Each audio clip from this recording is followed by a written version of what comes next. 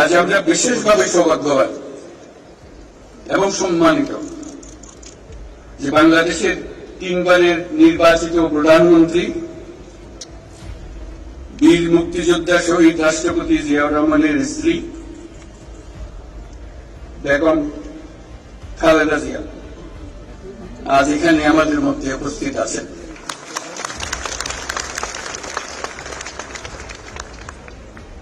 এক যুগ ধরে তিনি এই মহাসম্মেলনে অংশগ্রহণ করার সুযোগ পান নাই, আজকে সুযোগ পেয়েছেন। আমরা সবাই আনন্দিত এবং গর্বিত যে আমরা এই সুযোগ দিতে পেরেছি। শারীরিক অসুস্থতা সত্ত্বেও এই বিশেষ দিবসে সবার সঙ্গে শরীর খাওয়ার জন্য আপনাকে আবারও ধন্যবাদ। আমরা তার আশু রোগমুক্তি কামনা করছি এবং এই অনুষ্ঠানে বিশেষভাবে স্বাগত জানাচ্ছি।